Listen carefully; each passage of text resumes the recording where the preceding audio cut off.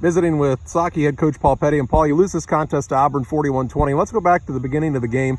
You knew coming in fact, you said it in the postgame last week, hey, next week's a different kind of test. And I think you saw that Auburn has some really nice athletes, and their speed was tough, especially on the run game early. Right, and we knew that if we gave number 5 the opportunity to go to that next gear in the second level, we would have trouble catching him. I mean, he's a really fast athlete, a really nice runner. And so when they jumped out 14-0, we made some mistakes on our first possession and second possession in our secondary, which got them out of holes. Those are the things we talked about correcting over the course of the last week.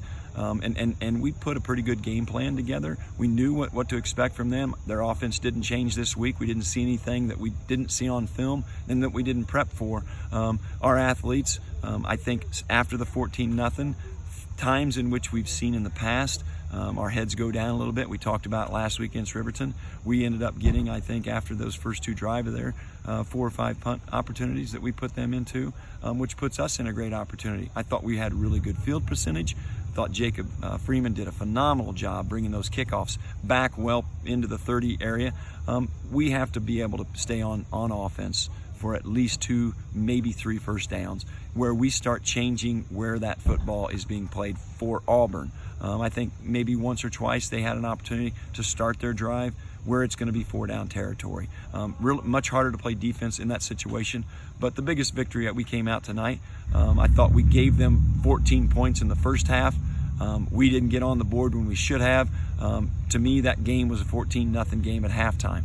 But that's football. That's why we play it. So if we're going to give opportunities, we also got to take advantage of opportunities they give us. We're down there inside the red zone on the 10-yard line. We've got to be able to put that in the end zone. And if not, we most certainly have to be able to put that through the uprights. It's kind of an interesting first half when you look back. You really defensively played pretty well. There was a 40-yard fumble return for a touchdown and a punt return for a touchdown. On the punt, I think there was a play that kind of broke that open that was a little bit of a controversial block. And on the fumble, it looked like Freeman might have been down, but maybe just never, ever recovered the ball. And I turned around to the coaching staff and told them I'm just going to blame it on the light pole that didn't have the lights on. The referee couldn't see the ball when it was down. But the reality is the ref did a really nice job of coming over and explaining. The ball was on the ground, and the kid bent over to pick it up and advanced it. You're exactly right. We're not going to control that. Those breaks are going to go one team way or the other. But the punt return, we know better than we can't be punting to a receiver like that.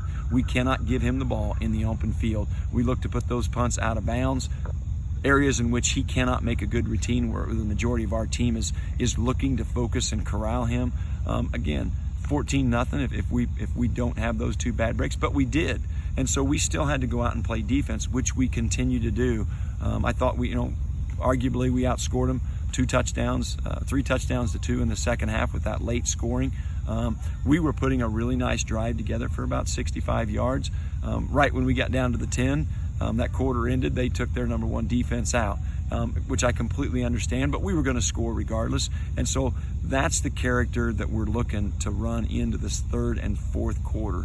The biggest win here tonight. It's the first time in game 2 for probably 5 years we haven't been on a running clock. And so the kids need to learn how to play 12-minute football for 4 quarters. And they got a chance to do that tonight. We got challenged in the 3rd quarter, midway through the 4th, when the little hits and bruises and bumps began to hurt a little more because you're down. And the kids worked through that. They stayed on the football field. They made a big stop when they were getting ready to put it in the end zone. And we took that ball and went right down the field and scored. Those are huge wins for us. Not big on moral wins, but what I'm seeing right now puts us in a really good position with 3, 4, 5 teams the rest of our schedule.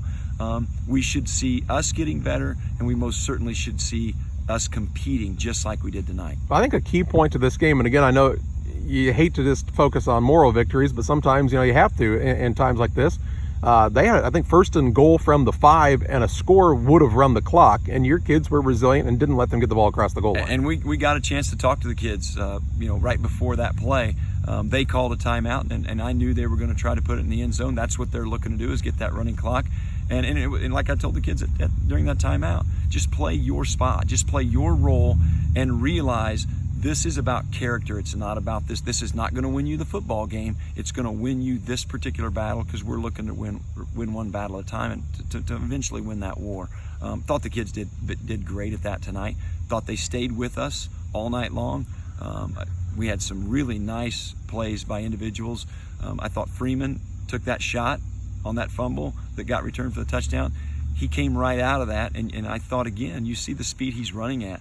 We're going to get him to break in them open field here in the next couple weeks, and so we can't let him slow down, because he's not. And I thought he did. He maintained that speed that we want to see him. We've got some backs that are running. We need to go back to work with the line and learn how to get that first level in our direction that we want to go, not in the direction we don't want to go. And so we'll go back to the drawing board, and after we look at film and prepare for Maroa next week.